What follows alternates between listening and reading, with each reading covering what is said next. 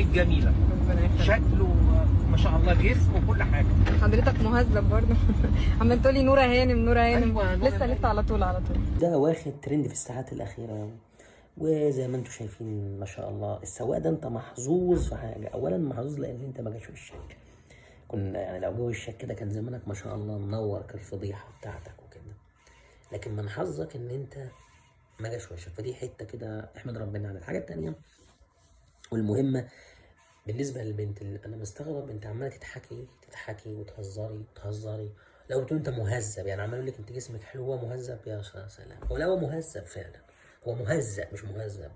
وربنا لسه باب الستر بتاعه ما خلصش، بدليل إن هو وشه ما جاش، لكن المرة الجاية الله أعلم. أما بالنسبة للبنات ما ينفعش إن أي حد يقول لك كلمة تديله مساحة، إن أنا شايفه عمال يزيد. لا والله انت مالكي حل، ده الفيديو له تكمله يعني بس جبنا جزء منه. مالكيش حل، انت جميله جمال ملوش مثال ولا في الخيال يا ابو هيال، اي كلام. المهم يضحك على البنت وينصب عليها لحد ما يوقعها في سلك. على فكره موضوعات اوبر كترت، يعني موضوع اوبر وكريم والحوارات دي كترت قوي. يعني المفروض ان الشركات دي ده مبدئيا يبقى كده في 3 نقط. الاولانيه انك راجل مهزأ قلت من نفسك بس لسه بسترك معه، خلاص لسه ربنا مش هيفضحك دلوقتي. الحاجه الثانيه ان البنت ادت له المساحه، ودي كارثه، ما ينفعش ان اي واحده تدي مساحه لان ده كله بيسوق فيها. الحاجه الثالثه شركات اوبر وحواراتها الكتير، لازم أن يكون في اختيار مفهوم للناس اللي بيشتغلوا، مش اي حد والسلام مع عربيه. وربنا يستر علينا جميعا.